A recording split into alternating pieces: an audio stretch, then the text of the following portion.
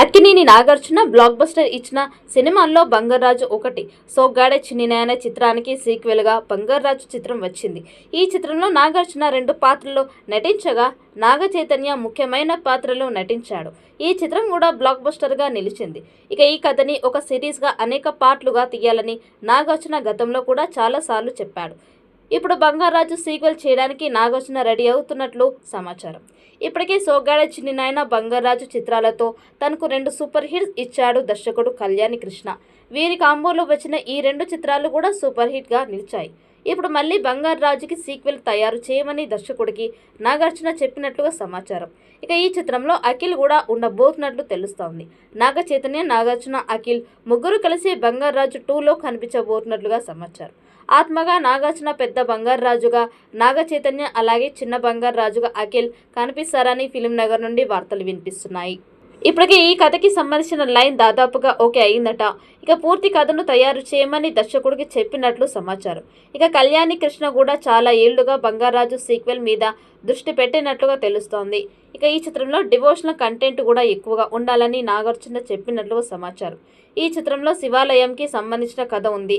అందుకే sequel devotional కథ ఎక్కువగా ఉండేలా, విజువల్ గ్రాండ్ ఉండేలా ప్లాన్ చేస్తున్నారు. శివపురం శివాలయంలో ఉన్న గుప్తనిధిపై దుష్టకుల కన్ను పడుతుంది. ఆ దేవాలయాన్ని బంగారాజు కుటుంబం తరాలుగా రక్షిస్తూ ఉంటుంది. శివపురం శివాలయంలో ఉన్న గుప్త నిధిపై దుష్ట శక్తుల కన్ను పడుతోంది.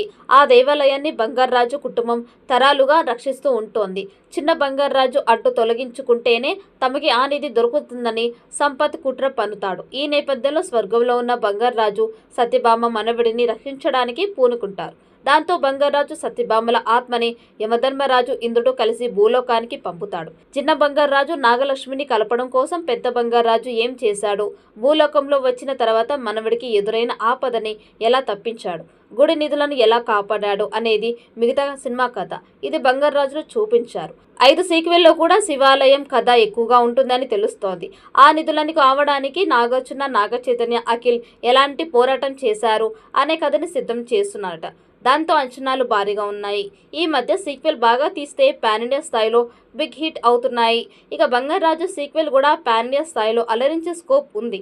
అందుకే నాగార్జున ఈ ప్రాజెక్ట్ని త్వరగా స్టార్ట్ చేయాలని చూస్తున్నారు. అన్నీ కుదిరితే ఈ ఏడాది ఈ ప్రాజెక్ట్ స్టార్ట్ చేసేలా ప్లాన్ చేస్తున్నారు. ఇక ఈ చిత్రానికి ఎంఎం కీరవాణి సంగీతం దర్శకుడుగా తీసుకోబోతున్నట్టుగా సమాచారం. ఇలాంటి డివోషనల్ కంటెంట్ ఉన్న చిత్రాలకి ఎంఎం కీరవాణి అద్భుతమైన సంగీతాన్ని అందిస్తారు. బాహుబలికి కీరవాణి అందించిన సంగీతం ఎంత పెద్ద ప్లస్ అయిందో అందరికీ తెలిసిందే.